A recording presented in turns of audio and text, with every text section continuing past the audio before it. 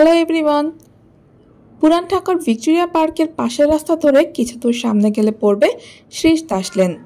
শ্রীশ দাস লেনের 1 নম্বর বাড়ির নামই হচ্ছে বিউটি বোর্ডিং। পুরান ঢাকার বিভিন্ন দর্শনীয় স্থানগুলোর মধ্যে এটি অন্যতম। এখান থেকেই মোড় ঘুরে গিয়েছিল একটি দেশের সাহিত্য সংস্কৃতির। আড্ডাবাজ একদল মানুষের হাত ধরে সৃষ্টি হয়েছিল অন্য এক জাতিসত্তা। বিউটি বোর্ডিং দেখতে জমিদার বাড়ির মতো হলেও এটি কিন্তু জমিদার বাড়ি নয়। অন্যরকমভাবে ছবি তোলার জন্য এটি একটি চমৎকার জায়গা।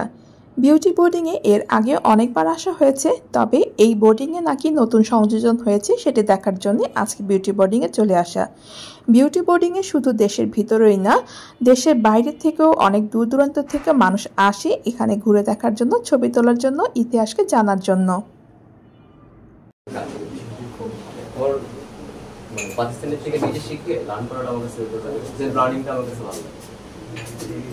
12 বছরের মানে রিক্সা না, মানে এটা যখন সানগ্লাস শুনতেছে তো সবাই কানেক্ট হয়ে গেছে ইমোশনালি মডিউলগুলো নিয়ে, তখন এই রিক্সা তারপর হেডেজ দিল, কিন্তু আমি সব আর্টলি কাজ করতে পারবো।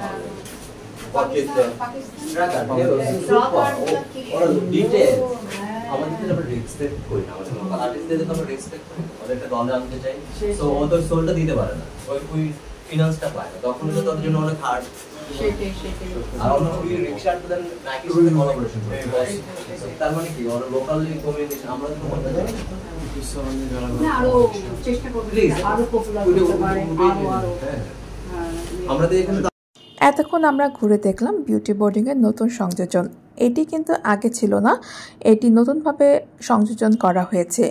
বাংলার ঐতিহ্যকে বিশ্বের দুয়ারে মানুষের কাছে পৌঁছে দেওয়ার জন্য এই আয়োজন আমার কাছে ভালোই লেগেছে। এখানে শুধু থাকার না, খাওয়ারও ব্যবস্থা রয়েছে। কেউ চাইলেই বিউটি বোর্ডিংয়ে থাকতে পারবেন এবং এখানে খাবারের সুব্যবস্থা রয়েছে। ইতিহাস, ঐতিহ্য, শিল্পী সাহিত্যিকদের আড্ডার প্রাণকেন্দ্র হিসেবে বহু সুনাম রয়েছে এই ঐতিহাসিক স্থানের।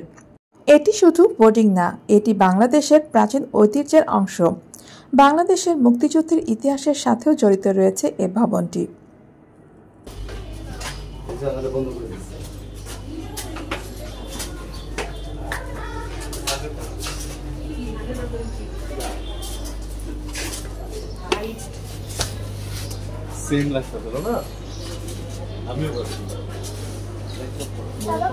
যখন বিউটি বোর্ডিংয়ের ইতিহাস বলতে গেলে 3-4 মিনিটের ভিডিওতে শেষ হবে না।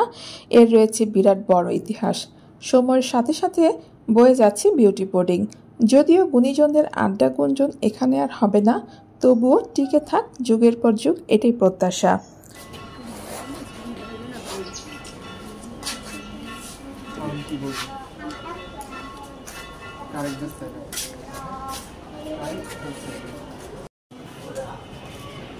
আমার দিকে